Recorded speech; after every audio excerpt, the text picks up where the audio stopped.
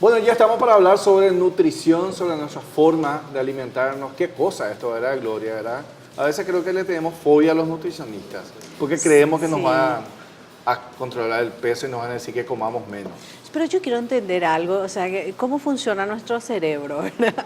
Queremos Porque estar bien, pero nos cuesta. nos cuesta, y qué es lo que a veces comemos tanto que hace que todo el día tengamos esa ansiedad y dar atracones. Porque los problemas siempre vamos a tener, ¿verdad? La vida es así. Pero es como que, supongo que hay una cuestión también de cómo nuestra cabecita funciona con ciertos alimentos, que puede ser que algunos nos haga tender a querer consumir más, por ejemplo. Bueno, está para respondernos, o por lo menos orientarnos, el licenciado Antonio Daney. Él es investigador nutricionista, estuvo en los medios de comunicación también, tiene posgrado en nutrición oncológica, nutrigenómica, Argentina, España. Hace poco estuvo con una conferencia, con unas investigaciones en Londres, Reino Unido. Así es que estamos hablando de alguien con mucha trayectoria, pero todavía bastante joven como para seguir investigando. Antonio, gracias por estar aquí. No, al contrario, gracias a ustedes por la invitación, que elogio realmente. Y no me tengan miedo, Sí. ¿no? Porque vamos a hablar de la nutrición, pero de una manera en que podamos quererla aún más, porque de una buena nutrición depende la buena salud. ¿Y qué es lo que es el temor? Entonces, ya que no es el miedo al nutricionista, ¿es a la balanza o es a que te digan A la comes balanza. menos? Porque tampoco te dicen que comas menos, ¿verdad, Antonio?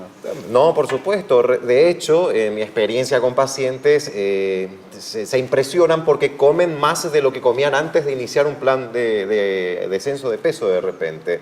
Pero es importante la educación nutricional para llegar a buen puerto en todo momento. Y allí radica, es decir, no hay que tener miedo a la balanza. Bueno, le tiene miedo uno si es que falla, ¿no? Si no falla, nunca le va a tener miedo. Y al nutricionista de repente si le va a dar con todo, ¿verdad? Un mazazo, o retarle por algún resultado negativo, cosa que es improbable. Al contrario, estamos para ayudar a las personas, porque en nuestro país la población está padeciendo sobrepeso y obesidad, y hay que hacer algo al respecto.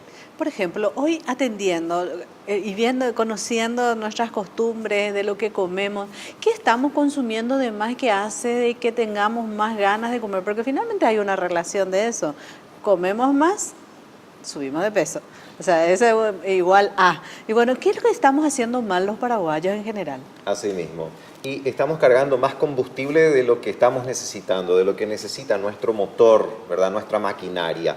Y también buscamos aquellos combustibles que no son muy sanos o saludables para el cuerpo. Entonces, es como que son calorías vacías en gran parte, o alimentos muy ricos en hidratos de carbono y grasa por otro lado, ¿no? ¿Qué significa eso? Mucha fritura, mucha mandioca. Yo no estoy en contra de ningún alimento, solo que hay que tener en cuenta la distribución exacta, y eso se logra en una consulta nutricional, y cada persona, de acuerdo a su estado de salud, va a recibir un plan que más le convenga. Cuando hablas, por ejemplo, metiste la mandioca. Sí. Y uno presumiría, bueno, mandioca, batata, y bueno, comemos eso. Sí. O sea, va mezclado con algo que ahí va complicando un poco. Y no, de hecho, se puede comer, se tiene que comer, ¿no? Se puede comer, por supuesto. Hay que evitar el abuso, es decir, el exceso. Ahora, un mandioca ya es otra cosa. Es la forma de preparación también de los alimentos, tiene mucho que ver. ¿Qué significa eso? Le agregamos grasa nuevamente ahí, y es una grasa que en su origen era vegetal porque era un aceite, pero con la función del calor, eso se transforma y se vuelve en un producto, digamos, que no es muy favorable para el organismo, ya que hace que funcione mal el sistema cardiovascular. Entonces, el exceso o el consumo diario de estos alimentos es lo que nos está enfermando, lo que nos está llevando a subir de peso. Ojo, ¿por qué decíamos hace rato que consumimos más combustible de lo que necesitamos? Es porque estamos quemando menos también. Cada vez nos cuesta movernos, entonces ahí está la cuestión, ¿no? Caminamos menos, todo es más fácil, estamos más caigüe de repente, hay mucho delivery también, mucha oferta en ese sentido, y hay que tratar de volver a la mesa. ¿Qué significa eso? De preparar los alimentos, de disfrutar y de aprovechar todos los nutrientes. A veces, por ejemplo, ¿Cuáles son esos disparadores? ¿Qué hay alimentos que hacen que tengamos como más ganas de comer? O sea, ¿de qué tenemos que tener cuidado? O sea, ¿a qué comida tenemos que respetar, digamos, en ese sentido? Claro que sí. Y la respuesta es simple. De hecho, es el azúcar simple, los azúcares simples, ¿verdad? El azúcar refinado, los dulces, las galletitas, en fin, todo lo que concierne a dulces y azúcares. El cerebro tiene una atracción pero directa, ¿no? Y uno muchas veces asocia eso también a un momento psicológico, emotivo que esté pasando y recurre a ese alimento para tratar de alguna manera solucionar ese problema. Se canaliza a través de un alimento y eso es lo que está mal. Entonces, se genera una adicción, haya o no haya problema emocional, porque estos alimentos activan, de hecho, el sistema nervioso, ¿no? Y ahí justamente está el hábito, porque a veces tenemos sencillamente el hábito de comer. Por más que no tengamos hambre o no esté en nuestro horario, yo creo que por ahí va lo que decías, Antonio, ¿verdad? O sea, cuando uno va a un plan nutricional, resulta que tenés que comer más, o tenés que comer una media mañana, una merienda, y a lo mejor generalmente no estamos acostumbrados, pero estamos acostumbrados a sentarnos a cenar como reyes hambrientos, antes de dormir, por ejemplo, ¿verdad? Y ahí es donde se nos arma el despelote. Claro que sí, es como que concentramos todos los alimentos en un momento o en dos momentos del día, mientras que lo ideal sería que sea durante 5 o 6 veces en el día, ¿no? El fraccionamiento es fundamental. De esa manera hacemos funcionar mejor a nuestro organismo. El metabolismo se acelera de esa manera porque vamos cargando combustible de a poco. ¿Qué pasa si no cargamos combustible? Desayunamos, va como se dice, nos vamos directo hasta el almuerzo, si es que no hay de repente un tereré upá suculento. Entonces, La empanadita, el pancito, todo eso, la tortillita. Entonces, ¿qué pasa si nosotros dejamos de comer por un tiempo prolongado? Ejemplo, durante el día, 6 horas o más incluso, ¿no? Saltamos así, muchísimas comidas. Entonces, nuestro organismo no recibe combustible suficiente. Entonces, dice, a la pucha acá, yo tengo que trabajar, voy a bajar los decibeles, voy a reducir la intensidad y de esa manera es como que se genera mayor reserva. Entonces, el hecho de dejar de comer es mucho peor en el momento del ascenso o aumento de peso, ¿verdad? Porque llegamos con más hambre para el momento del mediodía o para la noche y de eso no se salva nadie. Bueno, Y otra cosa. inflamos más el estómago también, ¿verdad? Claro. Cargamos, quedó así enorme. No nos llenamos nunca. No nos llenamos nunca. Sí. Porque, ¿qué pasa, por ejemplo?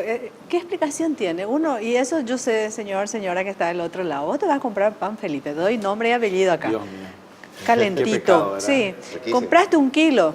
Y es una cosa rarísima, porque si te dan la oportunidad, no me diga que no, te vas a comer los 1 kilo. ¿Por qué tenemos esa sensación? Que no es lo mismo con la carne. Con la carne como que llegamos a un punto y no. El asado domingo hasta que termina uno no paga. Pero convengamos que por Por ahí más que puede no ser. tengas hambre. Hasta el hueso de la cosa. Sí. Claro. ¿Por qué? O sea, ¿qué tienen los panes por eso? Los tenemos? panificados. Así Sí. como decíamos hace rato, azúcar, dulce, chocolate, ¿verdad? Los panificados también representan una tentación y genera una adicción. Hay personas que si no hay pan, no hay almuerzo, no hay cena, no existe la vida de repente, ¿no? Así es. Y estamos hablando de que el pan no es malo, ojo, podemos consumir pan, pero en los momentos adecuados, en el desayuno y en la merienda, ¿verdad? Esos son los 2 momentos en el día donde podemos consumir Un panes. pan Felipe, por ejemplo. El pan Felipe, y entre el pan Felipe blanco y el pan Felipe integral, mejor el integral, ¿no? Por la fibra que aporta, ¿verdad? Entonces, ¿por qué hago esa diferencia? Porque nuestro organismo tiene que trabajar, nuestro aparato digestivo. Al trabajar es como que vamos utilizando energía, ¿no? Y al utilizar energía quemamos calorías. ¿Qué pasa si yo consumo el pan blanco? Ya es harina refinada. Una máquina ya procesó ese trigo, ¿no? Entonces ya eso se absorbe más rápidamente, va más rápidamente para, si hay en exceso, para pasar como reserva. Pero si yo consumo el pan integral con la fibra, mi organismo hace el trabajo de aquella máquina de la panadería. Entonces, eso es lo importante, ¿no? De saber elegir los tipos de alimentos y en qué momento del día comerlos. Bueno, finalmente ya nos fuimos por otro lado también porque estamos aprendiendo muchísimo contigo, Antonio. Hace poquito estuviste en una conferencia en Inglaterra. ¿Fue una investigación que presentaste allí? Asimismo, es sobre educación nutricional en escuelas primarias, donde estuve mostrando los resultados en el marco del segundo Congreso Mundial de Nutrición y Prevención de la Obesidad en Londres, con resultados muy favorables, por cierto, donde también otros países fueron mostrando sus resultados y comparando al mismo tiempo y tomando de repente también nuestra experiencia como ejemplo, ¿no? Y eso es algo muy gratificante y algo que motiva a seguir, lógicamente, con este trabajo, que es una necesidad. Porque hoy en día estamos hablando de la población adulta de casi el 60% con sobrepeso y obesidad. Los niños, 30%. Proyecciones dicen de que de aquí a 10, 15 años, eso podría duplicarse. Entonces hay que hacer algo y hay que ir a las escuelas. En las escuelas los niños aprenden todo prácticamente, ¿no? Y ese aprendizaje también se redistribuye a las sucursales, en este caso a los hogares también, ¿no? Entonces, de esa manera, un efecto multiplicador hace que con la participación de los padres también activamente, se pueda lograr una mejor alimentación en los hogares y de esa manera que los niños vayan consumiendo alimentos más saludables en el recreo y también fuera de la escuela.